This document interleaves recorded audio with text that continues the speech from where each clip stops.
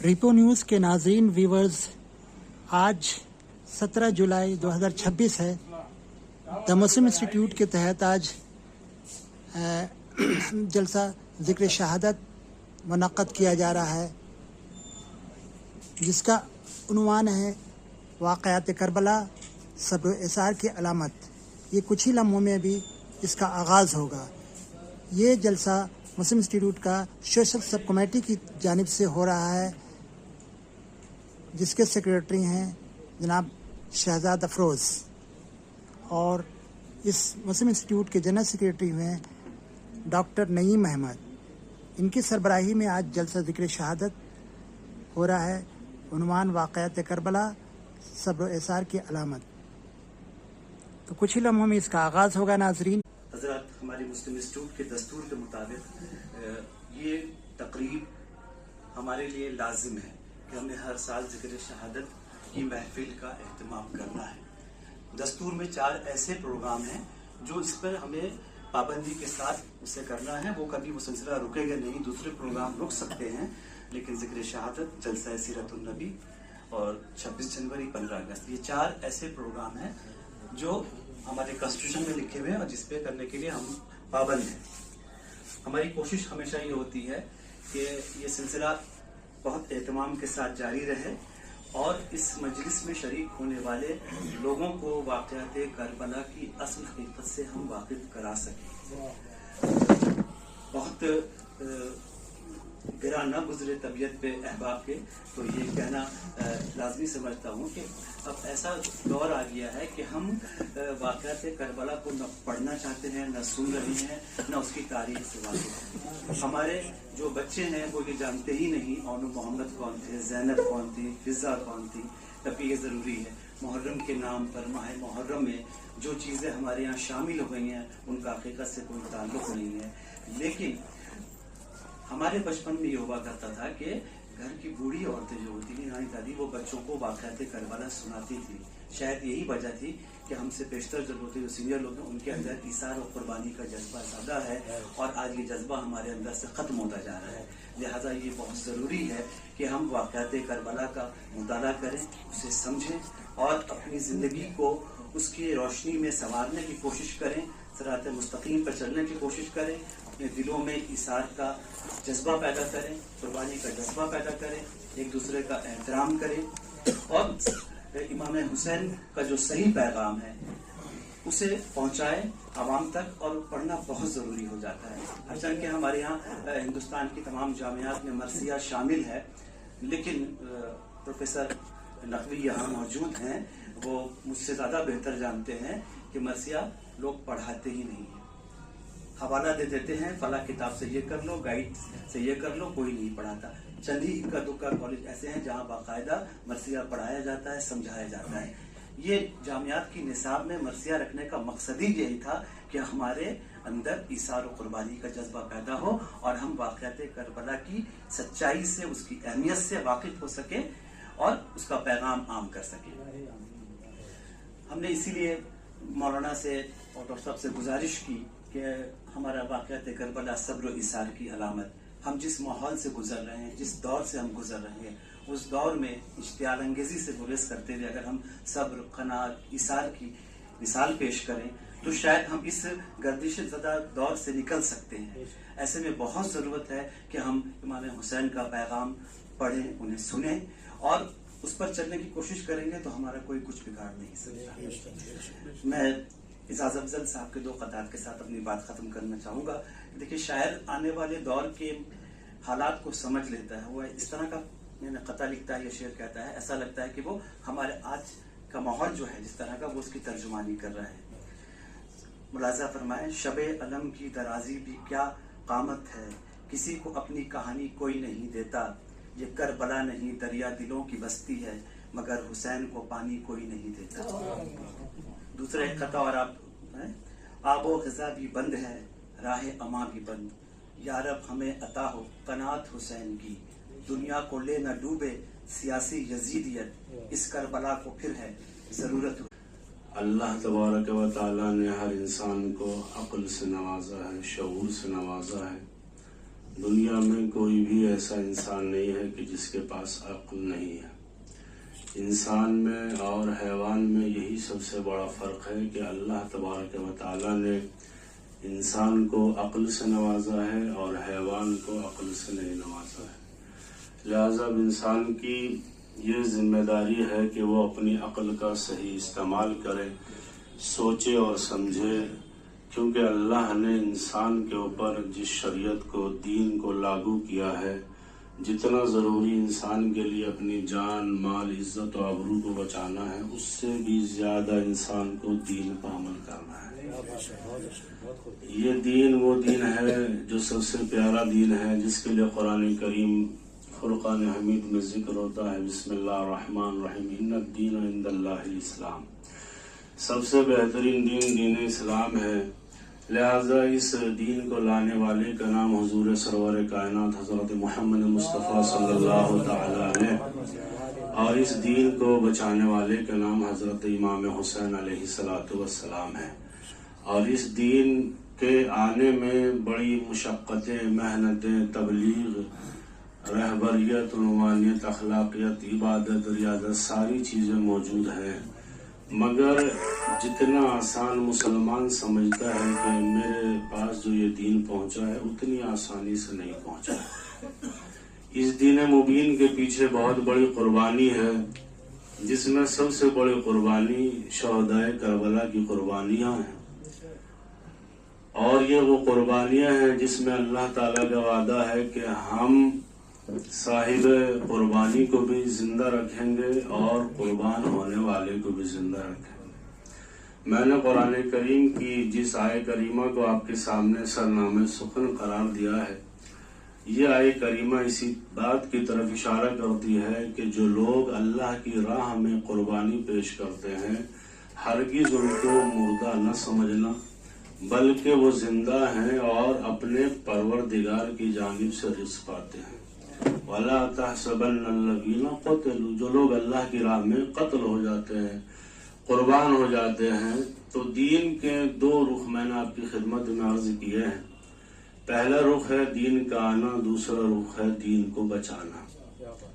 دین کو جب ضرورت پڑی خون کی تو خون کس نے پیش کیا؟ آل رسول صلی اللہ علیہ وآلہ وسلم، کیونکہ انہی کے گھر نے قربانیاں پیش کی اور انہی کے گھر میں یہ قرآن نازل ہوا جو فرقان حمید ہم اور آپ تلاوت فرماتے ہیں. یہ قرآن کریم اور فرقان حمید ہی تشریح کر رہا ہے، یہ بتائے گا کہ میں کیا ہوں، اور وہ جو مجھ پر نازل کیا گیا ہے وہ بتائے گا کہ جن کے گھر میں میں آیا ہوں ان کی فضیلت کیا ہے، ان کا معیار کیا ہے. دیکھیں گے اگر ہم ملاحظہ کریں اور محسوس کریں، کیونکہ میں جو بات آپ کی خدمت میں عرض کرنا چاہتا ہوں وہ یہ ہے کہ کربلا کو ماننے کے لیے نہ سنی ہونا شرط ہے، نہ شیعہ ہونا شرط ہے، نہ بریلوی ہونا شرط ہے، نہ دیوبندی ہونا شرط ہے، بلکہ کربلا کو ماننے کے لیے، عمل کرنے کے لیے ایک سچا مسلمان ہونا شرط ہے. اگر کوئی انسان سچا مسلمان ہے، اگر واقع میں وہ آل نبی پاک صلی اللہ علیہ وسلم، اصحاب کرام کی زندگی پر عمل کرتا ہے، تو وہ واقعاً کربلا کو پڑھے گا، کربلا کو جانے گا، کربلا کے شہداء کے بارے میں جانے گا. اگر آپ دیکھیں گے یہ جو 72 نام ہیں، اس میں ایک نام ہے حضرت وہب قلبی. یہ مسلمان نہیں ہے، یہ نصرانی ہے، لیکن حضرت امام حسین علیہ السلام پر قربانی پیش کر رہے ہیں، یعنی دین اسلام پر، اور اپنے آپ بھی آئے ہیں اور اپنی بیوی کو بھی لے کر آئے، اپنی ماں کے ساتھ یہ کربلا آئے. اس کا مطلب یہ ہے کہ کربلا کے لیے بھی انسان ہونا ضروری ہے، مسلمان ہونا ضروری نہیں ہے. اگر کوئی انسان ہے، اگر کوئی سچا واقعاً جس کو پروردگار متعال نے انسان بنایا، جس کے سینے میں دل دھڑکتا ہے، جو واقعاً آل رسول صلی اللہ علیہ وسلم سے محبت کرتا ہے، جو ان کی آل سے محبت کرتا ہے، وہ حقیقتاً مسلمان وہی ہے جو سب حضرت کی زندگی پر عمل کرتا ہے. مگر مسئلہ ہمارے یہاں ایک اور مصیبت یہ آ گئی ہے، اگر ہم ملاحظہ کریں گے کہ بعض لوگوں نے اہل بیت علیہ السلام کو شیعوں کے کھاتے میں ڈال دیا ہے اور اصحاب کرام کو سنیوں کے کھاتے میں ڈال دیا ہے. عجیب و غریب مرحلہ پیدا ہو گیا. جبکہ آپ حضرت صلی اللہ علیہ وسلم کے اگر آپ زندگی دیکھیں، اکارڈنگ آف صحیح بخاری 1,20,000 اصحاب نبی ہیں، 1,20,000 اکارڈنگ آف صحیح بخاری کم و بیش. اور اہل بیت علیہ السلام میں ہاوڑہ میں ایک جگہ تقریر کرنے کے لیے گیا تو آپ یقین مانیے گا 1 گھنٹے کی تقریر کے بعد ایک پرچی ہم کو ملی, اس پہ لکھا ہوا تھا مولانا صاحب آپ اہل البیت ذکر کر رہے ہیں, اللہ کے نبی پاک صلی اللہ علیہ وسلم کے گھر والوں کا تذکرہ کر رہے ہیں, مگر سامنے والوں کو تو یہی نہیں پتا کہ اہل بیت کون ہے, اہل بیت کے بارے میں ہی نہیں پتا, انٹروڈکشن ہی نہیں پتا, ان کا نام کیا ہے اور وہ کس کی بیوی ہے, کس کی بیٹی ہے, اور اس کے بعد کون ان کے والد ہیں, جانتے ہی نہیں ہیں. یعنی خود مسلمانوں نے مسلمانوں کو ہی دور رکھا ہوا ہے, وہ جانتے نہیں ہیں. شہدائے کربلا کے بارے میں اگر آپ دیکھیں جو 72 شہدائے کربلا ان کی جان اور قربانی اگر آپ دیکھیں گے, تپتا ہوا صحرا ہے, 3 دن کی بھوک و پیاس ہے. شب عاشور امام حسین علیہ السلام نے اپنے چراغ کو بجھا دیا کہ جس کو جانا ہے وہ چلا جائے, کیونکہ کل مجھے قربانی پیش کرنا ہے, کل مجھے اللہ کی راہ میں اپنی جان کو قربان ہونا ہے. لہذا ان 71 ساتھیوں میں سے ایک بھی جانے کو تیار نہیں ہے. لیکن دوسری طرف جب امام حسین علیہ مقام روز عاشور حملہ ور ہوتے ہیں اور حملہ ہوتا ہے اور حملہ کرتے ہیں تو ہزاروں کا لشکر پیچھے ہٹ جاتا ہے. وجہ کیا ہے؟ کیونکہ ایمان بخدا ہونا ضروری ہے. جس کا ایمان بخدا ہوگا, جس کے اندر ایثار قربانی ہوگا, جس کے اندر قربانی کا جذبہ ہوگا, جس کے اندر مقاومت اسلام ہوگا, جس کے اندر مقاومت انسان ہوگا, جس کے سینے میں اللہ اور اس کے رسول کے لیے دل دھڑکتا ہوگا, وہ کبھی خوف زدہ نہیں ہوگا. وہ اگر ڈرتا ہوگا تو اپنے پروردگار متعال سے ڈرتا ہوگا. آپ اگر ملاحظہ کریں اور دیکھیں کہ جس کا ایمان اللہ تبارک و تعالیٰ پر ہے اور وہ اس پر عمل کرتا ہے, وہ کبھی کسی طاقت سے نہیں ڈرتا ہے. آج کربلا ہمیں یہی میسج دیتی ہے, کربلا ہمیں یہی اثار صبر استقامت یہی دیتے, تمہارے بچے قتل ہو جائیں, مر جائیں, تم قتل ہو جائے, مر جاؤ, لیکن چونکہ اللہ کا وعدہ ہے وَلَا تَحْسَبَنَّ الَّذِينَ قُتِلُوا, اگر تمہاری قربانی میری راہ میں ہے, اگر تمہاری نیت میری راہ میں ہے, تو دنیا تم کو مٹانا بھی چاہے تو مٹا نہیں سکتی ہے. دنیا تم کو ختم کرنا چاہے تو ختم نہیں کر سکتی ہے. چاہے دنیا ایک طرف ہو جائے اور آپ ایک طرف ہوں, لیکن آپ کا یقین اپنے پروردگار پر اتنا ہو کہ ہم نے جب کہہ دیا اللہ اکبر, اب اس سے بڑا کوئی سپر پاور نہیں ہے. امام حسین علیہ مقام علیہ السلام کی زندگی میں آپ دیکھیے, کیوں امام حسین علیہ السلام نے یزید کی بیعت نہیں کی؟ باقی اور لوگ یزید کی بیعت کر چکے, تو کوئی تو ریزن ہوگا, کوئی تو وجہ ہوگی. آل رسول پاک صلی اللہ علیہ وسلم جن کے لیے آپ حضرت حضور پاک صلی اللہ علیہ وسلم ارشاد فرماتے ہیں بسم اللہ الرحمن الرحیم, ان الحسن والحسین سید شباب اہل الجنہ, یہ میرے حسن اور حسین جو میرے نواسے جنت کے سردار ہیں. اس سے بڑا مرتبہ کیا ہے؟ مسلمانوں کا ہر فرقہ جنت کا طلبگار ہے. کوئی بھی فرقہ یا فرقے کا انسان یہ نہیں کہتا ہے کہ مجھے نعوذ باللہ ہے, مجھے جہنم میں جانا ہے یا میں جانا چاہتا ہوں, اور ہونا بھی نہیں چاہیے. اس کا نظریہ اور عقیدہ یہی ہونا چاہیے کہ مجھے جنت میں جانا ہے.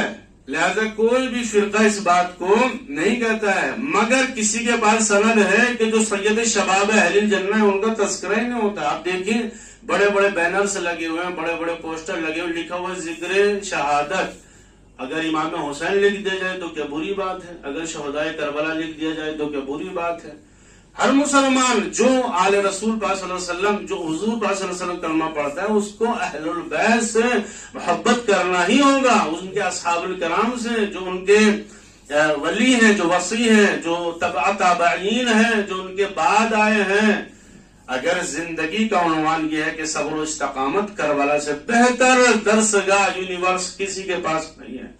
کربلا ہی سکھائے گا کہ ظلم کے خلاف کیسے اٹھنا ہے, کربلا ہی بتائے گی کہ آپ کو مظلوم کا کیسے ساتھ دینا ہے. کیونکہ کربلا, میرے استاد بیان کرتے تھے کہ کربلا ایک واحد جگہ, ایک واحد ہستی ہے کہ جہاں پر کوئی ایسا ظلم نہیں ہے جو ہوا نہ ہو. کوئی ایسا ظلم نہیں ہے. صرف یہ سن لینا کہ 3 دن تک حضرت امام حسین علیہ السلام اور ان کے بچوں کا پانی بند کیا گیا, یہ کافی نہیں. کوئی ایسا دنیا میں ظلم ہی نہیں ہے. اگر آپ ملاحظہ کریں, کربلا کے 2 رخ بیان کیے جاتے ہیں. ایک رخ وہ ہے کہ ہم آئے آپ کے سامنے اور ہم نے حدیثیں بیان کی, اور واقعات کربلا کو نقل کیا، یہاں پہ تیر لگا، یہاں پہ شمشیر لگی، یہاں پہ نیزہ لگا، یہاں پہ یہ ہوا، اور یہاں پہ بچوں کو مارا گیا، یہاں پہ امام حسین کو قتل کر دیا، اور اس کے بعد آپ اپنے گھر چلے گئے، ہم اپنے گھر چلے گئے. یہ بھی ایک کربلا ہے. لیکن ایک کربلا وہ ہے کہ جو بعد کربلا شروع ہوتی ہے، یعنی اس کربلا کو سننے کے بعد انسان کے اندر جذبہ استقامت آنی چاہیے. کربلا سننے کے بعد حق کو حق کہنے کی عادت ہونی چاہیے. کربلا سننے کے بعد ظالم کا مقابلہ کرنا ضروری ہے. اور اگر وہ کربلا ہمارے سمجھ میں آ گئی اور تمام مسلمانوں کے سمجھ میں آ گئی تو خدا کی قسم یہ اسرائیل اگر تمام مسلمان کھڑے ہو کر پیشاب کر دیں تو یہ بہہ جائے گا. اس کی وجہ کیا ہے؟ کیونکہ کربلا کو اسی لیے لوگوں سے دور رکھا جاتا ہے اور اسی لیے زیادہ عبادت کی طرف توجہات دی جاتی ہے انسان کی، کہ تاکہ وہ توجہات سے دور رہے.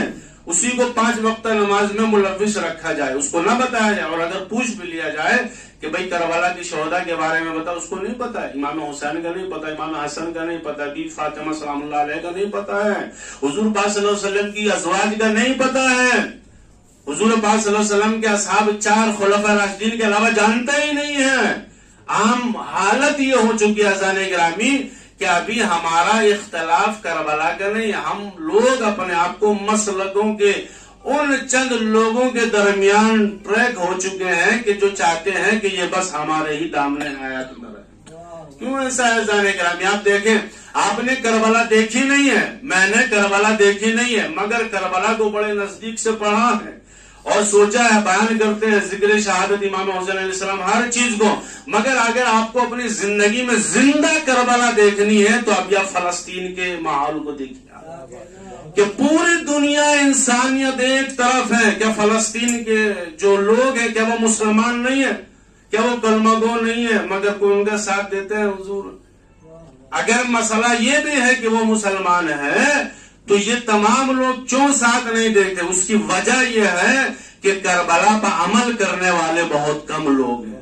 اگر کربلا پہ عمل کیا ہوتا تو صبر و استقامت ہوتی، وہ اپنے محل سے باہر آتے ہیں. دیکھیے 2 ہی یونیورس ہیں دنیا میں کربلا کے بعد. ایک یونیورس کو یزیدی یونیورس کہا جاتا ہے، دوسرے یونیورس کو حسینی سلیبس اور یونیورس کہا جاتا ہے. یہ 2 ہی نظریے ہیں بعد کربلا. ایک مکتب کو یزیدی مکتب کہا جاتا ہے، دوسرے مکتب کو حسینی مکتب کہا جاتا ہے. اور ہر زمانے میں کوئی بھی یزیدی اٹھے گا تو حسین علیہ السلام کی زندگی پا عمل کرنے والا ہی انسان اس کا مقابلہ کرے گا. کیوں؟ کیونکہ اس کے پاس آئیڈیالوجی ہے. کربلا ایک یونیورس ہے، استقامت سکھاتی ہے اور شہادت کا جذبہ پیدا کرتی ہے. اگر انسان کے اندر شہادت کا جذبہ نہ ہو، اگر وہ شہادت کو اس طریقے سے اس لیول پہ جا کے نہ سمجھے تو کربلا کے علاوہ اس کے پاس کوئی ایک راستہ نہیں ہے. لیکن اس کو کربلا سے اتنا دور رکھا گیا کہ کربلا سنو گے تو تم شیعہ ہو جائے گا. عجیب و غریب مرحلہ ہے. اس میں شیعہ سنی بریلوی دیوبندی کا مسئلہ ہی نہیں، یہ تو قتل امام حسین. یہ حضور پاک صلی اللہ علیہ وسلم سے رشتہ کیا ہے امام حسین علیہ السلام کا؟ آپ جا کر عام طور سے آپ مسلمان سے بات کیجئے، اکثر لوگوں کو معلوم ہی نہیں ہے. اس کی وجہ کیا ہے؟ اس کی وجہ بعض دفعہ خود ہمارے لائن کے لوگ ہیں اور بعض دفعہ جو ہے وہ خود عوام الناس کے لوگ ہیں. جو عوام الناس کے لوگ ہیں ان کو اس لیے دور رکھا گیا ہے کہ تاکہ ہم اپنی حکومت برقرار رکھ سکیں. اگر ہم نے ان کو علم دیا، اگر ہم نے ان کو بتایا تو حضور ہمارا یہ جو لوٹا پانی ہے یہ بند ہو جائے گا. اور جو ادھر کا آدمی ہے وہ اگر کربلا سنائے گا وہ اس لیے ڈرا ہوا ہے کہ تمہارے اوپر مہر نہ لگ جائے کہ تم اہل البیت علیہ الصلوۃ والسلام کا ذکر کر رہے ہو. اہل البیت علیہ الصلوۃ والسلام کا تعلق تمام امت مسلمہ سے ہے، تمام امت کے لوگوں سے ہے. جو حضور پاک صلی اللہ علیہ وسلم کا کلمہ پڑھتا ہے، جو اللہ کی وحدانیت کی گواہی دیتا ہے، حضور پاک صلی اللہ علیہ وسلم کی شہادت گواہی دیتا ہے، ہر اس مسلمان کا رشتہ ہے. میں نے ایک نام آپ کے سامنے لیا، لیکن ہم لوگ ہر ایک چیز کو فرقوں میں بانٹ دیتے ہیں. یہ کیجئے گا تو ایسے ہوگا، یہ نہیں کیجئے گا تو ایسا ہوگا. ہم یہ کیوں چاہتے ہیں کہ ہر انسان ہم جیسا بن جائے؟ ہم یہ کیوں چاہتے ہیں؟ ہم یہ کیوں نہیں چاہتے ہیں اذان گرامی کہ انسان صحیح مسلمان بن جائے؟ ہم یہ کیوں نہیں چاہتے ہیں کہ ایک انسان صحیح دین پر عمل کرے؟ ہم چاہتے ہیں کہ نہیں جیسے ہم ہیں ویسا ہی دوسرا انسان ہونا چاہیے. ہم اگر مثلا دیوبندی ہیں تو بس دوسرے سب دیوبندی ہونے چاہیے. ہم اگر شیعہ ہیں تو سب لوگ شیعہ ہونے چاہیے. تو میں یہ پوچھنا چاہتا ہوں کہ سب انسان حضور پاک صلی اللہ علیہ وسلم کے زمانے میں برابر تھے کہ تمام صحابہ کرام کی منزلت قدر برابر تھی، ایمان کے درجے تھے؟ جو کمال تمام صحابہ کرام میں مولا علی کا ہے، آپ کے سامنے تاریخ ہے عالم بشریت کا. تمام ہر ایک اصحاب نبی کے الگ الگ کمالات ہیں، الگ الگ درجے ہیں. کسی کا ایمان 10 درجے پہ ہے، کسی کا 20 درجے پہ ہے، کسی کا 30 درجے پہ ہے، کسی کا کمال عبادت ہے، کسی کا کمال عرفان ہے. سب کے اپنے اپنے معیار ہے. تو ہم تمام مسلمان کیوں نہیں سمجھتے ہیں کہ جو جس منہج پائے؟ ہم یہ کیوں نہیں سوچتے ہیں کہ ہم فرقے بعد میں ہیں، امتی پہلے ہیں؟ ہمارا سب سے بڑا مسئلہ زان گرامی کربلا کے ایثار و صبر کا ہے. جو صبر ان بیویوں نے انجام دیا بعد شہادت امام حسین علیہ السلام. استقام سید حضرت زینب سلام اللہ علیہ کی قربانی کہ جو اپنے دونوں بچے حضرت عون اور حضرت محمد کو لے کر آئی اور حضرت عبداللہ کی جانب سے ایک بچے کو قربان کیا اور ایک کو اپنے طرف سے قربان کیا. یعنی عالم انسانیت میں اگر آپ دیکھیں اور ملاحظہ کریں اور اس کے بعد یہ احساس کریں کہ کربلا میں جتنے بھی شہداء ہیں ان کی مائیں اپنے بچوں کو آمادہ کر رہی ہیں کہ کل روز عاشور ہے، کل آپ کو قربانی دینا ہے. ہم کر سکتے ہیں یہ کام؟ جتنا بڑا مولوی ہو، جتنا بڑا مفتی ہو، جتنا اپنے آپ کو بہت بڑے عالم اور نہ جانے فاضل کہنے والے انسان وہ کر سکتا ہے کہ اپنے بچے کو، وہ تو وہاں کا مرحلہ ہے. یہاں اگر یہ کہا جائے کہ تم کو یہاں جا کر قربانی کرنا ہے، اچھا یہ تو جان کی قربانی ہے کہ نفس کی قربانی دے سکتا ہے کوئی؟ مال کی قربانی، المال والبنون انسان کے حص میں ہے، انسان دوست رکھتا ہے. اگر اولاد قربان نہیں کر سکتا ہے تو مال کر سکتا ہے. حضور اگر مسلمانوں کی آپ کو بربادی دیکھنی ہے نا تو آپ جا کر شادیوں میں دیکھیے، اور آبادی اگر دیکھنا ہے تو مسجد میں جا کر دیکھیے کہ 5 روپیہ جیب سے نہیں نکلتا ہے. لیکن شادیوں میں جا کے جو پیسہ اڑایا جاتا ہے اس میں کوئی ایک سنت بس تبھی ہوتی ہے جب حضرت نکاح پڑھانے کے لیے آتے ہیں. اس سے پہلے جو تمام عالم ہوتا ہے، نہیں ہماری مونچھ کا سوال ہے، یہ کیسے ہوا، یہاں ڈی جے ہونا چاہیے یا یہ ہونا چاہیے. اور بعد میں جب حضرت آتے نکاح پڑھانے کے لیے اور نکاح سنتی من لیس سنتی اور تمام چیزیں جو انکحت موکلتی بموکلک علی المہر المعلوم، اور اس کے بعد اقبال و قبول و ایجاب ہوتا ہے. بس اتنا ہی دین ہے اذان گرامی، اتنی ہی سنت ہے جتنے ہماری لقلقائے زبان ہے. بہت کم ہم اس پر عمل کرتے ہیں. ہم اذان گرامی منزل عمل میں ہیں، ہم بالکل منزل عمل میں. شاید میری بات آپ پہ گراں گزرے، میں سمجھ رہا تھا کہ بہت مومنین ہوں گے، مگر یاد رکھیے حق پرست ہر زمانے میں کم ہی رہے ہیں.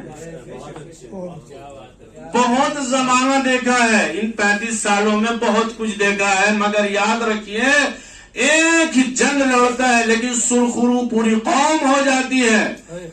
پوری قوم ہو، جس کی آئیڈیالوجی کربلا سے ملتی ہے دنیا کی کوئی طاقت اس کو ہرا نہیں سکتی ہے. فلسطین کی طاقت کیا ہے فلسطین کے پاس؟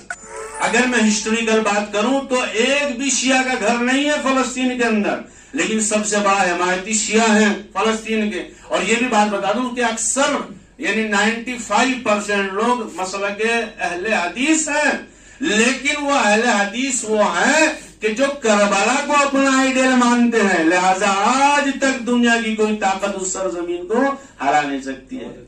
یعنی اس کا مطلب یہ نہیں ہے کہ آپ کا رشتہ کربلا سے نہیں ہے. امام حسین علیہ السلام یہی پیغام دے رہے ہیں، یہی دنیا کو بتانا چاہ رہے ہیں کہ دنیا کا کتنا بھی بڑا ظالم ہو، اگر وہ ہمارے بتائے ہوئے آل رسول پاک صلی اللہ علیہ وسلم کے بتائے ہوئے راستے پر عمل کرے گا تو نہ وہ کبھی گمراہ ہوگا، نہ دنیا کی کوئی طاقت اس کو ہرا پائے گی، اور نہ کوئی اس پر مسلط ہو پائے گا. آج 70 سالوں سے کیوں مسلط نہیں ہے؟ اسی کی وجہ صرف کربلا ہے. جس نے اپنے آپ کو کربلا سے منسلک کر دیا صبر اس کے اندر آ جائے گا. کوئی انسان ہے جو اپنے جوان بیٹے کے مرنے کے بعد صبر کرے؟ اگر تاریخ کربلا اس کے پاس نہ ہو تو کیسے صبر کرے گا؟ اگر کسی کی ماں کا انتقال ہو جائے، کربلا کی ہسٹری اس کے سامنے نہ ہو تو کیسے صبر کرے گا؟ دنیا انسانیت میں جو سب سے بڑا ظلم کربلا کے میدان میں ہوا، یعنی مسلمان کو اس سے اپنی انرجی، آئیڈیالوجی، اپنا مکتب، اپنی فکر کو بلند کرنا ہوگا، اور جو انسان کرتا ہے وہ کبھی ہار نہیں سکتا ہے، وہ ہمیشہ اس کو جیت۔ ان اللہ مع الصابرین کہنا آسان ہے، اس جملہ قرآنی پر عمل کرنا بڑا مشکل ہے۔ کتنے لوگ ہیں ہم میں جو صبر کرتے ہیں؟ ہم اور آپ میں کتنے لوگ ہیں؟ اور صبر بالنفس، کہ جہاں پر انسان کو یہ معلوم ہو جائے کہ یہاں جانے کے بعد میرے بچوں کو قتل کیا جائے گا، یہاں پر جانے کے بعد میری بیٹیوں سے چادریں چھینی جائیں گی، میرے جوان بیٹوں کو قتل کیا جائے گا، وہاں پہ جانے کے انسان جانے کے بعد رکے گا یا وہاں سے چلا جائے گا؟ کہ حضور ظاہری دنیا تو یہی کہتی ہے کہ کوئی بھی انسان یہاں پر نہیں رکے گا، انسان چلا جائے گا۔ کیوں چلا جائے گا؟ کہ ہر انسان کو اپنی جان پیاری ہوتی ہے، لیکن جو انسان اپنی زندگی کو اللہ تبارک و تعالیٰ کے حوالے کرتا ہے اس کے دل میں خوف نہیں ہوتا ہے۔ کربلا کے میدان میں حضرت امام حسین علیہ السلام کو جو شہید کیا گیا، اب اگر آپ دیکھیں تو جو شمر ہے، شمر ذوالجوشن، آپ اس کی تاریخ جانتے ہیں؟ آپ کو ہسٹری معلوم ہے یہ کون ہے؟ علماء اکابر بیان کرتے ہیں، مقاتل بیان کرتے ہیں کہ یہ کوئی نارمل انسان نہیں ہے۔ میں توجہ چاہ رہا ہوں، میری طرف متوجہ رہی ہے کہ جو میں بالکل ہسٹریکل بات کر رہا ہوں، اور ایک جملے اور ایک جملے کا ذمہ دار ہوں، ایک لفظ کا ذمہ دار ہوں۔ یہ شمر یہ کوئی نارمل انسان نہیں ہے، یہ پڑھا لکھا انسان ہے۔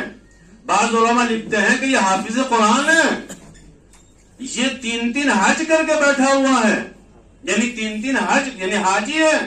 اور عمر سعد سے یہ کہتا ہے کربلا کے میدان میں جو یزیدی لشکر عبید اللہ ابن زیاد کا سپہ سالار ہے، عمر سعد سے کہتا ہے کہ جلدی حسین ابن علی کو قتل کرو، مجھے جا کر نماز ادا کرنا ہے۔ میں بڑا جملہ عرض کر رہا ہوں کی خدمت میں، جلدی حسین ابن علی کو قتل کرو، مجھے جا کر نماز پڑھنا۔ پہلا حافظ قرآن، دوسرے حاجی، اور ایک حج نہیں 3 حج۔ اس کا مطلب یہ ہے کہ ایک ہے حافظ قرآن اور ایک ہے آل رسول جو محافظ قرآن ہے۔ محافظ قرآن، قرآن کس کے گھر میں نازل ہوا؟ کہ حضور پاک صلی اللہ علیہ وسلم کے گھر میں نازل ہوا۔ آپ صلی اللہ علیہ وسلم کے قلب مطہر پر قرآن نازل ہوا، آپ صلی اللہ علیہ وسلم کے روح مطہر نور نبی پاک صلی اللہ علیہ وسلم پر قرآن کریم نازل ہوا۔ تو قرآن کریم یعنی اہل البیت علیہ السلام کے گھر کی کتاب، اور یہی ہے قرآن کے لانے والے، قرآن انہی کے گھر میں، اب یہی قرآن کو بچائیں گے۔ اب اس کے بعد یہ ہے حافظ قرآن جو فتح مکہ کے بعد مسلمان ہوئے۔ توجہ کیجئے گا میری بات کے اوپر، غور چاہ رہا ہوں جملے کے اوپر۔ لہذا اے حافظ قرآن جو یہ کہہ رہا ہے کہ عمر سعد ہم کو جا کر نماز ادا کرنی ہے حسین کو قتل کرنے کے بعد، مگر ایک قاتل ہے دوسرا مقتول ہے، ایک وہ ہے جو قتل ہو رہا ہے، ایک وہ ہے کہ جس کو قتل کیا جا رہا ہے۔ قاتل حافظ قرآن ہے، مقتول محافظ قرآن ہے، دونوں لفظوں کو دیکھیے گا۔ قاتل حافظ قرآن ہے، مقتول محافظ قرآن ہے۔ تو اس کا مطلب یہ ہے کہ حافظ قرآن محافظ قرآن کو قتل کر رہا ہے، حافظ قرآن محافظ قرآن۔ بھئی یہ وجہ کیا، ریزن کیا ہے؟ کہ حضور وجہ یہ ہے کہ اس نے قرآن کو زبان سے تو رٹا ہے مگر اس نے دل میں نہیں اتارا ہے۔ اگر یہ دل میں اتار لیتا تو کبھی حافظ قرآن محافظ قرآن کو قتل نہ کرتا۔ یہ کہہ رہا ہے کہ میں جا کر نماز ادا کرنی ہے، بہت سارے۔ دوسری حدیث میں آیا ہے کہ حضرت امام حسین علیہ السلام کو روز جمعہ شہید کیا گیا۔ بہت سارے علماء اکابر لکھتے ہیں کہ جمعہ پڑھا گیا۔ 18,000 مفتیوں نے حسین ابن علی کے خلاف قتل کا فتویٰ دیا۔ کیوں؟ کہ یزید کی بیعت نہیں کی، حاکم کی بیعت نہیں کی، اور جو حاکم کی بیعت نہ کرے وہ کون ہوتا ہے؟ تو حاکم کس نے بنایا تھا یزید کو؟ حاکم یزید کو کس نے بنایا تھا؟ یزید کو حاکم مسلمانوں نے نہیں بنایا تھا۔ اگر مسلمان بناتے تو نوبت یہاں تک نہ آتی، اگر مسلمان بناتے تو یہ مسئلہ نہ آتا۔ بعد نبی اگر مسلمانوں کا رائٹ تھا، حق تھا، تو کیوں نہیں بنایا؟ کہ حضور وہ نوبت آئی نہیں۔ تو لہٰذا جب وہ حاکم بنا تو اس نے سب سے پہلے کیا کام کیا؟ آل رسول کو قتل کیا، आले रसूल पाक सल्लल्लाहु अलैहि वसल्लम को कत्ल किया। सब्र व इसार। अब देखिए जो जुमला मैं आपकी खिदमत में अर्ज करने जा रहा हूं और तारीख का बड़ा ही खूबसूरत जुमला है, और आपके जहनों में अगर वो मेरा जुमला पहुंच गया तो अल्लाह जानता है कि आप भी सवाब के दायरे में, हम भी सवाब के दायरे। कत्ल करने वाला ही हाफिज है, मुसलमान है, नमाज पढ़ने वाला है, और ये वाहिद करबला एक ऐसी जहां पे मुसलमान को कत्ल कर रहा है। दोनों तरफ नमाज है। यजीद लश्कर भी बेनमाजी नहीं है, उधर भी नमाजें हैं, इधर भी नमाजें हैं, उधर भी तमाम चीजें अपनी जगह पर हैं, कोई कंप्रोमाइज। लेकिन इस शिमर ने जब इमाम हुसैन अली मकाम अलैहिस्सलाम की गर्दन पर छुरी चलाई और सर को तन से जुदा किया, तो छुरी को छुरी से टकराया, इसने खंजर को खंजर से टकराया, और उसके बाद अपनी तलवार को फिजा में लहराया और एक जुमला का, उक्तिल बिल कुरान, मैंने आज कुरान को कत्ल कर दिया, मैंने आज कुरान को मार दिया, मैंने आज कुरान को कत्ल कर दिया। खुदा की कसम ये जुमला बहुत बड़ा अजीम जुमला है, लेकिन जब हुसैन अली मकाम के सर को नू के नेजा पे बुलंद किया गया तो आप हजरत के दहान अक़दस से कुरान करीम की तिलावत जारी हुई। इमाम हुसैन अलैहिस्सलाम पैगाम देना चाहते हैं कि देखो तुम ये करबला के मैदान में कह रहे हो उक्तिल बिल कुरान, हमने कुरान को कत्ल कर दिया, तो जिस कुरान को तुम कत्ल करने की बात कर रहे हो, हम लोगों के नेजा बजा के कुरान की तिलावत कर रहे हैं। हम कुरान के मुहाफिज हैं, ये बता रहे हैं कि जहां से तुम्हारी दुनिया इंसानियत की जिंदगी खत्म हो जाती है, वहां से हमारी जिंदगी का आगाज होता है। इमाम हुसैन अली मकाम ने नो के नेजा पर कुरान की तिलावत फरमाई। जब शिमर कहता है कि हमने कुरान को कत्ल कर दिया, यानी क्या मतलब? यानी ये तमाम चीजें अपनी जगह पर मुहाफिज आले रसूल हैं, हुजूर पाक सल्लल्लाहु अलैहि वसल्लम के घर वाले, लेकिन सब्र और इस्तकामत इतनी ज्यादा है कि जर्रा बराबर भी हुसैन इब्न अली का बदन मुबारक हिलता नहीं है। क्यों?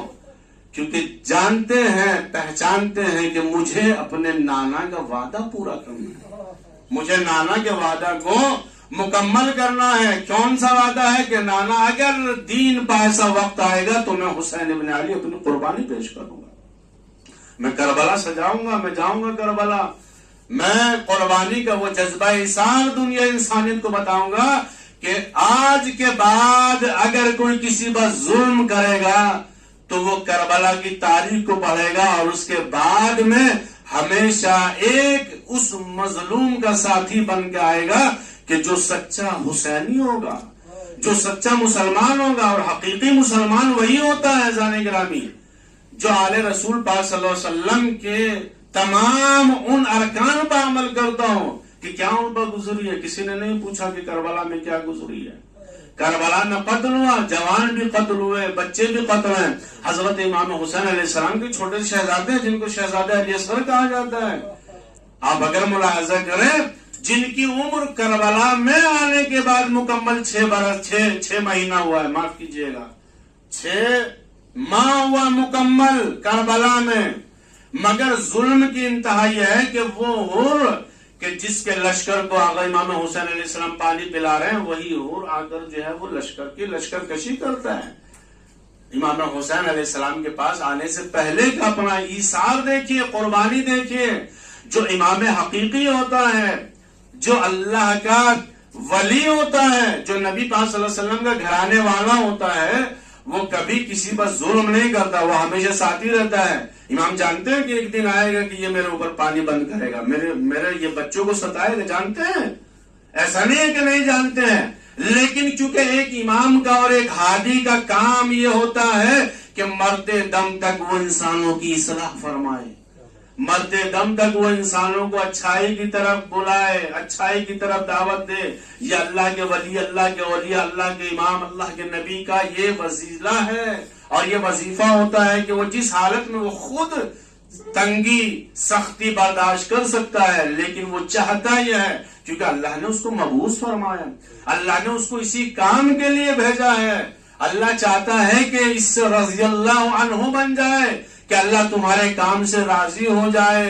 जब इमाम हुसैन अलैहिस्सलाम ने कुर्बानी पेश की है तो ऐसा नहीं है कि इमाम हुसैन अलैहिस्सलाम की शहादत के बाद कुर्बानियों का इसार और इस्तकामत का मरहला कम हो गया, नहीं, बढ़ गया है। حضرت امام حسین علیہ السلام کے بیٹے حضرت سید سجاد، حضرت امام محمد باقر جو کمسن ہے، جن کی تاریخ نے 5 برس عمر لکھی ہے، کیونکہ جو امام واقعی امام حقیقی ہوتا ہے وہ حضور بنتا نہیں ہے، وہ اللہ کی جانب سے آتا ہے، وہ پہلے ہی دن ہوتا ہے، ایسا نہیں ہوتا ہے کہ اس کو بنایا جائے گا۔ تو لہٰذا کربلا کو جو پیدل لوگوں تک پہنچایا گیا حضرت امام سید سجاد علیہ السلام، جن کو حضرت علی ابن الحسین کہا جاتا ہے، جب یہ قافلہ کوفے سے شام پہنچتا ہے اور وہاں پر یزید نے الگ الگ ملکوں سے سفیر بلائے ہوئے ہیں، بڑے بڑے روسا بلائے ہوئے ہیں، بڑے بڑے عالم، بڑے بڑے افاضل بلائے ہوئے ہیں، اور سب سے کہا کہ ہم جس کو بلا رہے ہیں ہم نے ان کے مردوں کو قتل کر دیا ہے، ان کو اسیر کر دیا، ہم نے یہ جنگ جیتی ہے۔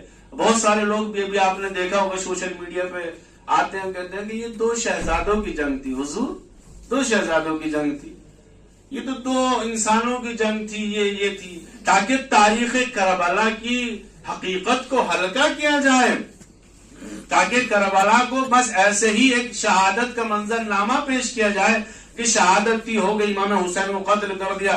اب یہ ہر سال جو ہے وہ رونا کیسا ہے، ہر سال آپ یہ کرتے ہیں، ہر سال وہ کرتے، سنیے گا، کربلا ہر سال ایک نیا پیغام لے کر آتی ہے۔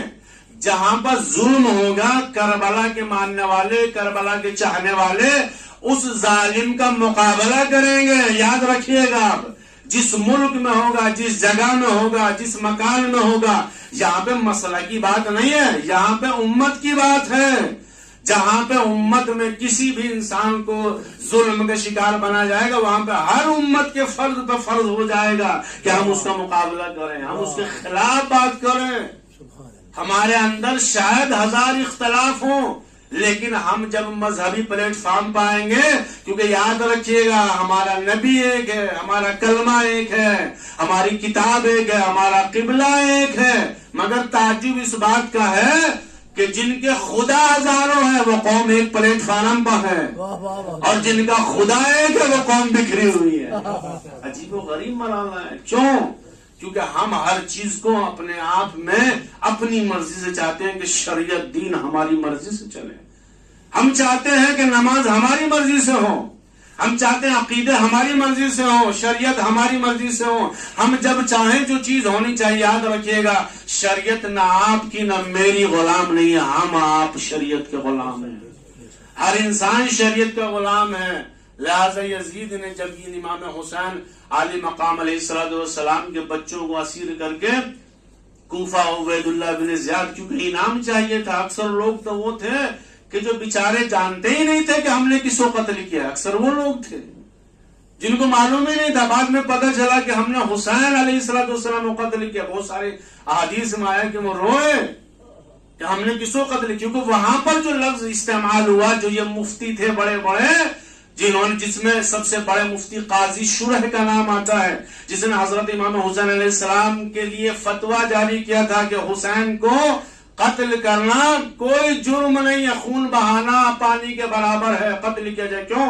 کہ حضور حاکم وقت کی خلاف ورزی کی ہے، لہذا قتل، لوگ آمادہ ہوں گے، لوگوں نے گریا شروع کیا، رونا شروع کیا، ہم نے کیا کیا۔ بعض لوگ ایسے تھے جن کو انعام چاہیے تھا۔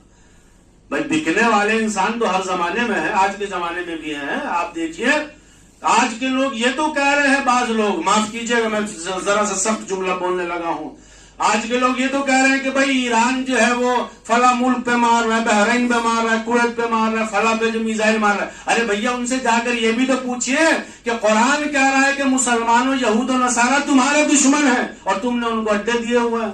یہ بات تو ایران پہلے ہی کہہ چکا تھا کہ ہمارے اوپر جہاں سے میزائل آئے گا ہم اس کا پلٹوار وہی کریں گے، ہم وہیں پر اس کا جواب دیں گے۔ تو لہذا میرے بات عرض کرنے کی وجہ یہ ہے کہ ہم ہر چیز کو آئینے کی نظر سے دیکھیں، قلب دل صاف سے دیکھیں کہ حقیقت کیا ہے، ہم سنی سنائی بات پر عمل نہ کریں۔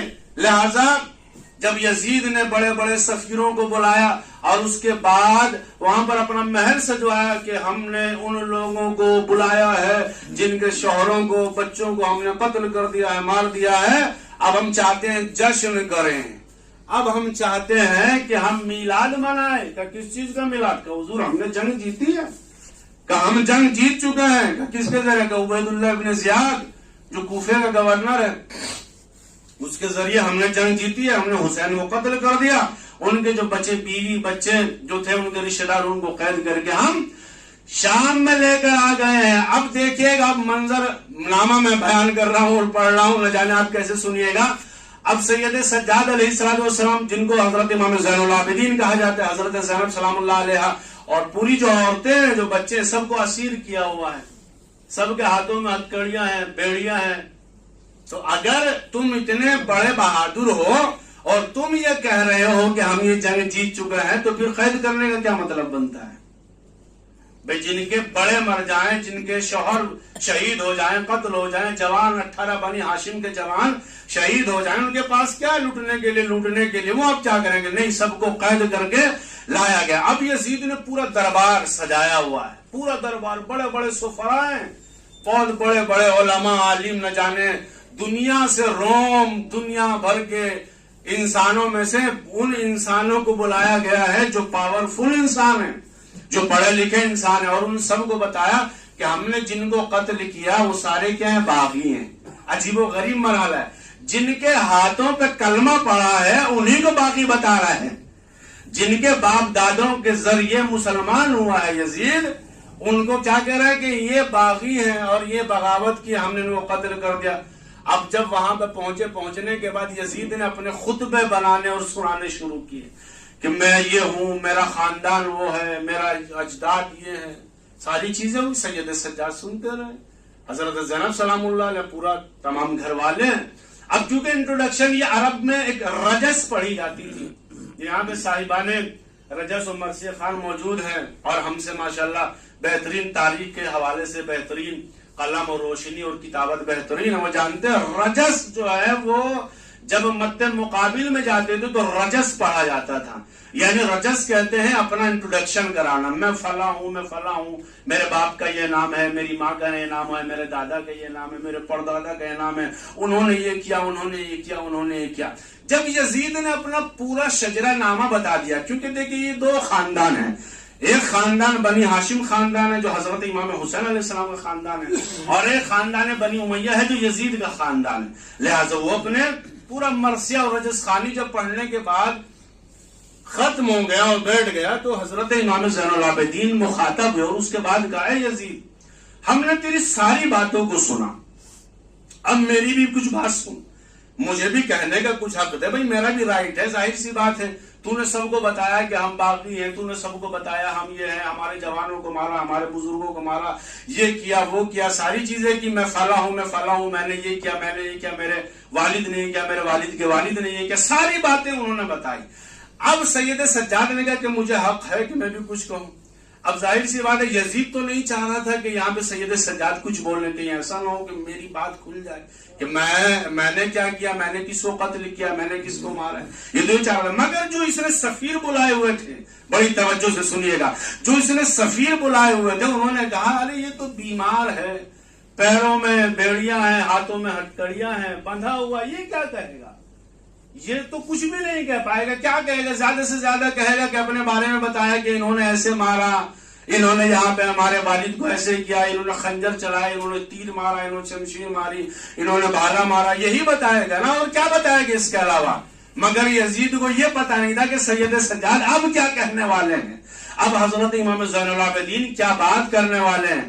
اب جب ان سفراء نے کہا یزید سے, تو یزید راضی ہوا کہ ٹھیک ہے, کیا کہنا چاہتے ہو بولو, بیان کرو. اب سید سجاد علیہ السلام نے بیان کیا.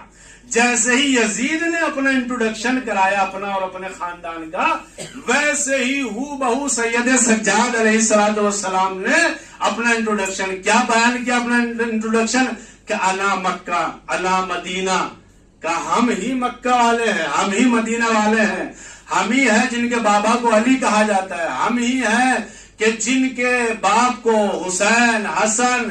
آخر میں سید سجاد کہتے ہیں کہ ہم ہی ہیں کہ جو محمد ہمارے نانا و دادا ہیں. اب یہ تمام انٹروڈکشن سنا سننے کے بعد وہ جو سارے سفرا آئے تھے، سفیر آئے تھے، انہوں نے کہا کہ یہ تو اپنے آپ کو کہہ رہا ہے کہ محمد کا جانشین ہوں میں، یہ تو کہہ رہا ہے کہ میں حضرت علی کا پوتا ہوں، میں حسین کا بیٹا ہوں، میں حسن کا ہوں، تو کیا تم نے اپنے ہی کلمہ پڑھنے والے کو قتل کر دیا ہے؟ عجیب و غریب مار ہے. سید سجاد انٹروڈکشن اپنا کرا رہے ہیں، لیکن مار یزید پہ پڑ رہی ہے، کیونکہ پوری دنیا جانتی ہے کہ بھئی محمد کون ہے، حضور پاک صلی اللہ علیہ وسلم. پوری دنیا جانتی ہے پروفٹ محمد صاحب صلی اللہ علیہ وسلم کو، لہٰذا پوری دنیا جب جانتی تھی، جب انہوں نے کہا کہ ہم ہی ہیں کہ جو مکہ و مدینہ کے مالک ہیں، ہم ہی ہیں جو علی ابن ابی طالب ہیں، ہم ہی ہیں جو حسن اور حسین ہیں، ہم ہی ہیں جو محمد و آل محمد ہیں، ہم ہی ہیں جو اہل البیت ہیں. اب یہ سارے سفیر کھڑے ہو گئے کہ یزید تم نے تو ہم کو یہ بتایا تھا. اب جیسے یزید نے دیکھا کہ یہ ماحول درہم برہم ہونے جا رہا ہے اور یہاں پر لوگ میری مخالفت میں اتر رہے ہیں، تو کچھ مؤذنوں کو بلایا. ابھی اذان کا وقت نہیں ہوا ہے، ابھی اذان کا وقت نہیں ہے. آپ یہ سمجھے کہ فجر کا ٹائم ہے، ظہر کا ٹائم ہے، عصر کا ٹائم ہے، مغرب کا، عشاء کا، ابھی کوئی بھی اذان کا ٹائم نہیں ہے. لیکن یزید بھی بڑا چالو انسان تھا، دیکھا کہ یہ سفرا میرے مخالفت میں، یہ سارے سفیر میرے اگینسٹ میں چلے جائیں گے، ان کو پتہ چل جائے گا کہ میں نے حسین کو یعنی آل رسول کو قتل کیا. تو اس نے ان مؤذنوں سے کہا کہ تم بیجا اذان شروع کر دو. اب ان مؤذنوں نے اذان شروع کر دی. وہاں یزید کا دربار سجا ہوا ہے. صبر و اقامت دے کہ سید سجاد علیہ الصلوۃ والسلام جو حضرت امام زین العابدین ہیں، جیسے ہی مؤذن نے کہا اللہ اکبر اللہ اکبر، انہوں نے اپنا خطبہ بند کر دیا اور اس کے بعد نیچے بیٹھ گئے، بڑی غور سے اذان کو سننے لگے. اللہ اکبر اللہ اکبر. ابھی اذان کا وقت نہیں ہوا ہے، لیکن مؤذنوں سے کہا، اب کیونکہ حاکم تو ہے، ان کی نظر میں ان کو تو پیسہ چاہیے، اور بے وقت اذان دینا شروع کر دیا. اب جیسے کہا مؤذن اللہ اکبر اللہ اکبر، مؤذن نے کہا اشہد ان لا الہ الا اللہ. سید سجاد بڑی آسانی سے، بڑے آرام سے حضرت امام حسین علیہ السلام کے فرزند بڑی آسانی سے سن رہے ہیں، اللہ کی گواہی دے رہی ہیں، اور اللہ کی گواہی اشہد ان لا الہ الا اللہ، میں گواہی دیتا ہوں. جیسے ہی مؤذن نے کہا اشہد ان محمد رسول اللہ، اب سید سجاد علیہ السلام کھڑے ہو گئے اور اس کے بعد یزید کی طرف اشارہ کیا. یزید یہ بتا کہ تو جو کہہ رہا تھا کہ ہم کون ہیں، اب بتا کہ اس اذان میں تیرے نانا کا نام ہے یا میرے نانا کا نام ہے؟ تو کہہ رہا تھا کہ ہم کون ہیں، ہم باغی ہیں، تو محمد ہم میں سے یا محمد تم میں سے؟ محمد کے وارث ہم ہیں کہ تم ہو؟ ارے تم وہ ہو کہ جنہوں نے ہمارے ہاتھوں پہ کلمہ پڑھا ہے، ہمارے باپ دادا نے کلمہ پڑھا ہے. لہذا جیسے ہی کہا اشہد ان محمد رسول اللہ، مخاطب ہوئے اور اس کے بعد کہا کہ یہ ہمارے نانا ہے، یہ محمد رسول اللہ صلی اللہ علیہ وآلہ وسلم کون ہے؟ ہمارے اجداد، ہماری نسل سے. لہذا جیسے ہی دیکھا یزید نے، یہ تو بڑا عجیب و غریب منظرنامہ ہو گیا، لیکن پھر بھی استقامت کی، پھر بھی صبر کیا، اور اتنا زیادہ صبر کیا کہ جہاں پر اسلام کی بات آئی وہاں پر اسلام کا پہرے داری فرمائی ہے. وہاں پر بھی یہ کہا کہ تم ظاہری مسلمان ہو، یہ نہیں کہا کہ تم مسلمان نہیں ہو، لیکن یہ بیان کیا کہ مسلمان کی علامت کیا ہوتی ہیں. بہت سارے لوگ آ جاتے ہیں کہ یزید کو برا نہ کہو، 3 کام ہم بیان کریں گے اگر یزید مسلمان کہنے کے لائق ہے. انکل صاحب تو مسلمان ہیں، اپنی 3 سالہ حکومت میں حضور آپ دیکھیے گا، اسٹیکل بات عرض کر رہا ہوں، 3 کام کیے ہیں ایسے، اونلی 3 کام، اور وہ 3 کام اس کے دائرہ اسلام سے بھی خارج کرتے ہیں اور مسلمان ہونے سے. سب سے پہلا کام، یزید نے حضرت حسین علیہ السلام کو اور ان کے بچوں کو قتل کیا. تو کیا کوئی مسلمان علیہ رسول صلی اللہ علیہ وسلم کو قتل کر سکتا ہے، ان کے گھر والوں کو قتل کر سکتا ہے؟ کہ حضور ان کی تو بات چھوڑ دیجیے، آپ نارمل بھی کسی انسان کو قتل نہیں کر سکتے ہیں، اور اگر آپ کو قتل کر دیا گیا تو حضور خون کا بدلہ خون ہے. سب سے بڑا جرم یزید کا یہ ہے کہ اس نے آل رسول پاک صلی اللہ علیہ وسلم کو قتل کیا.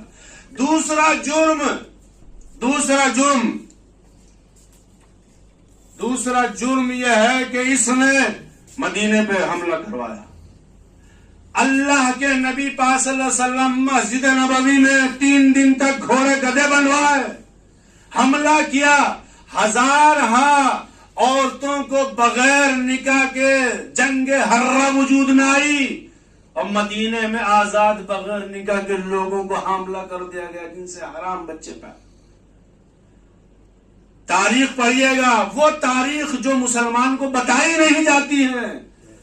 دوسرا کام کہ اس نے مدینے پہ حملہ، مسجد نبوی میں 3 دن تک اذان نہیں ہوئی ہے۔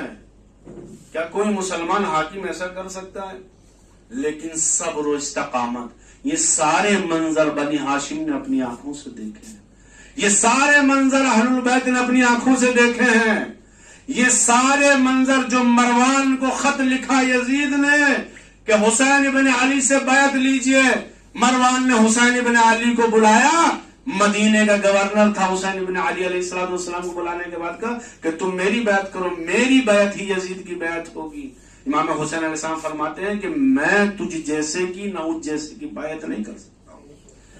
صبر کریں گے، استقامت کریں گے، اسلام پر قربانی کا نذرانہ پیش کریں گے، مگر تم جیسوں کی بیعت نہیں کریں۔ کیوں نہیں کی امام حسین نے بیعت؟ بہت سارے لوگ کہتے ہیں امام حسین علیہ السلام بیعت کر لیتے سارا ہی مسئلہ حل ہو جاتا، نہ خود شہید ہوتے اور اسلام تو بچا ہی ہوا تھا۔ کہاں بچا ہوا تھا اسلام؟ یزید چاہتا تھا کہ اذان میرے مطابق ہو، نماز میرے مطابق ہو۔ ایک صاحب ہم سے ٹرین میں کہنے لگے کہ حضور اگر امام حسین بیعت کر لیتے تو کیا ہوتا؟ ہم نے کہا سنیے، اگر امام حسین بیعت کر لیتے تو جمعے کی نماز بدھ کو پڑھی جاتی، شراب دین میں جائز ہوتی۔ کیوں جائز ہوتی؟ جو خود شراب پیتا ہے، جو شراب میں مست ہو کر نماز پڑھ رہا ہے، تو وہ جائز کرے گا کہ نہیں کرے گا؟ عجیب و غریب مرحلہ ہے، میری سمجھ میں نہیں آتا ہے کہ لوگ کیسے نہیں سمجھتے ہیں۔ ارے بھائی ایک گھر والا ایک باہر والا ہے، فرق ہوتا ہے۔ ایک نفس رسول ہے، ایک رسول کے نفس ہے، جان ہے، ایک وہ ہے جو کلمہ پڑھا رہا ہے، ایک وہ ہے جو کلمہ پڑھ رہا ہے۔ کیوں نہیں سمجھ پاتا ہے؟ زمین اور آسمان کا فرق ہے۔ ایک وہ مسلمان ہے جو رسول پاک صلی اللہ علیہ وسلم کے نفس سے ہے، ایک وہ ہے کہ جو اسلام قبول کیا، زمین اور آسمان کا فرق ہے۔ ایک وہ ہے جو سید و سادات آپ صلی اللہ علیہ وسلم کے گھر سے نسبت ہے، ایک وہ ہے جو نارمل ہے، فرق ہے۔ ایک وہ ہے کہ جو اصل مال ہے، ایک وہ ہے جو ڈی ہے، زمین اور آسمان کا فرق ہے۔ آل رسول میں فرق یہی سب سے بڑا ہے کہ ہم کو ان کا احترام کرنے، کیونکہ وہ نبی پاک صلی اللہ علیہ وسلم کے گھر والے ہیں، اور ہم اور آپ کون ہیں؟ باہر والے ہیں۔ ہم نے اسلام ان سے لیا ہے، دین ان سے لیا ہے، شریعت ان سے لی ہے، عقیدے ان سے لیا، اخلاق ان سے لیا، کردار ان سے لیا ہم نے۔ ہوتا کوئی نماز پڑھتا اس دنیا میں اگر آل رسول نماز نہ پڑھتے، اگر حضور پاک صلی اللہ علیہ وسلم نماز نہ پڑھ کے دکھاتے، کون نماز پڑھتا؟ اگر یہ نماز بچائی ہے تو کربلا میں امام حسین علیہ السلام نے بچائی ہے۔ آخری سجدہ کیا، سبحان ربی الاعلی و بحمدہ، پروردگار عالم ہم تیری ثنا کرتے ہیں، ہم تیری حمد کرتے ہیں۔ کیوں؟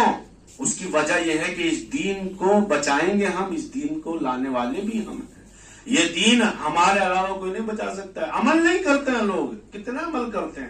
5 وقت نماز پڑھ کے تو مسلمان پتہ نہیں کیا اپنے آپ کو سمجھ لیتا ہے۔ 5 وقت نماز پڑھ کے سوچتا ہے میں سب سے بڑا متقی ہوں، سب سے بڑا پرہیزگار ہوں۔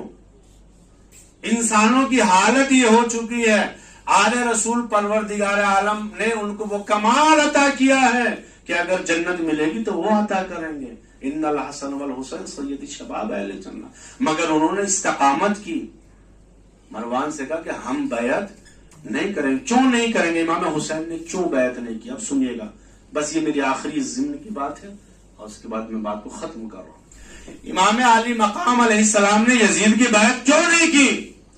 کیونکہ یزید خود اپنے آپ سے خلیفہ بنا ہے، مسلمانوں نے خلیفہ نہیں بنایا یزید کو، مسلمانوں کو بنایا ہوا خلیفہ نہیں ہے یزید۔ لہذا امام حسین کا رشتہ کیا ہے کہ حضرت علی علیہ السلام کے بیٹے ہیں، نواسے رسول ہیں، حضور پاک صلی اللہ علیہ وسلم کے نواسے ہیں، اور آپ کی نسل حضور پاک صلی اللہ علیہ وسلم کی نسل انہی سے چلی ہے، بیٹیوں سے ہی نسل چلی ہے حضرت حضور پاک صلی اللہ علیہ وسلم کی۔ لہذا ان الحسن والحسین سید شباب الجنہ، امام حسین اللہ کے نبی کے پاک گھرانے کے امام معصوم ہیں، لیکن کوئی بھی انسان چاہے جتنا بڑا ہو جائے، جتنا بڑا حاکم ہو جائے، اس کا مقابلہ آل رسول سے نہیں ہو سکتا ہے۔ لہذا یزید آل رسول نہیں ہے، نہ وہ امام ہے، اور امام حسین امام ہے، اور یہ امام کے لیے شرط ہے کہ وہ غیر امام کی بیعت نہیں کر سکتا ہے۔ جو غیر امام ہو، جو غیر خلیفہ ہو، اسی لیے یزید نے جملہ لکھا تھا مروان کو جو مدینے کا گورنر تھا کہ سنو اگر حسین ابن علی نے بیعت نہیں کی تو سمجھو کسی نے بیعت نہیں کی ہے۔ یعنی یزید خود جانتا تھا کہ اہل البیت کیا ہیں۔ اہل البیت یعنی امام حسین علیہ السلام کا جذبہ ایثار، جذبہ مقاومت۔ آج ہم اور آپ مقاوم کیوں ہیں؟ آج ہم اور آپ کو استقامت کہاں سے ملتی ہے؟ حضرت امام حسین علیہ السلام سے۔ اس کا مطلب یہ نہیں کہ ائمہ اور طاہرین کی قربانیاں نہیں ہیں۔ ہر ائمہ طاہرین کی قربانی اپنی جگہ پر ہے، ہر ائمہ طاہرین کی جانشانی اپنی جگہ پر ہے، ہر اصحاب کرام کی قربانی اپنی جگہ پر ہے، ہر اللہ کے ولی کی قربانی اپنی جگہ پر ہے، لیکن جو شہید اعظم ہے اس کو حسین ابن علی کہا جاتا ہے۔ جو سب سے بڑی قربانی ہے، جو سب سے بہتر دنیا انسانیت میں قربانی ہے، اور وہ صبر و ایثار ہے۔ یہاں قربانی کے ساتھ اتنا بڑا صبر ہے اور اتنا بڑا ایثار ہے، اپنے بچے قربان کر دیے، اپنی بہنوں کی چادریں قربان کر دی اس اسلام کے لیے۔ حسین نے کچھ بھی نہیں بچایا اس اسلام کے لیے، یعنی اس اسلام کی وجہ سے اپنے آپ میں کچھ بھی نہیں بچایا، سب قربانی۔ جوان اپنے حضرت علی اکبر علیہ السلام جیسے کڑیل جوان کی شہادت پیش کی، حضرت علی اصغر علیہ السلام جیسی قربانی پیش کی، اور محمد حضرت قاسم علیہ السلام۔ وقت نہیں ہے ایک ایک قربانی کے لیے 2-3 دن چاہیے کہ بیان کریں، کہ ہسٹریکل اور لوجیکل باتیں جو ہوتی ہیں وہ ہر انسان کی سمجھ میں نہیں آتی ہیں۔ ہر ایک چیز کو فرقے کی نظر سے نہ دیکھیے، ہر ایک چیز کو مسلمان کی نظر سے دیکھیے، ہر ایک چیز کو اسلام کی نظر سے دیکھیے۔ بہت سارے لوگ ملیں گے بہت ساری باتیں کہتے ہوئے، فتویٰ دیکھتے ہوئے، آپ دیکھیے کہ اسلام کیا کہتا ہے، میرا ایمان کیا کہتا ہے، میرا انسانیت کیا کہتی ہے، میرا جذبہ ایثار کیا کہتا ہے۔ مت مانیے آپ جو میں کر رہا ہوں، مگر وہ تو کیجئے جو نبی پاک صلی اللہ علیہ وسلم نے کیا ہے، وہ تو کیجئے اعلی رسول پاک صلی اللہ علیہ وسلم نے کیجئے، مت کیجئے۔ آپ کو لگتا ہے کہ میں رونگ ہوں تو اس کا جواب میں دوں گا، آپ نہیں دیں گے۔ ہر انسان قبر میں اپنا جواب دے گا، آپ اپنے طریقے سے۔ ضروری نہیں ہے کہ اگر آپ مثال کے طور پہ میں ایک عمل انجام دیتا ہوں آپ بھی دیں، نہیں، آپ اپنے طریقے سے، اپنے ایمان دل افروز طریقے سے اگر آپ آنسو بہائیں، گریہ کریں کہ آپ کو بے جرم و خطا قتل کیا گیا ہے۔ آخر حسین کی خطا کیا تھی کہ اس کو قتل کیا گیا؟ حسین علیہ السلام کا جرم کیا تھا؟ کیا اس نے یزید کا کھیت چھینا تھا؟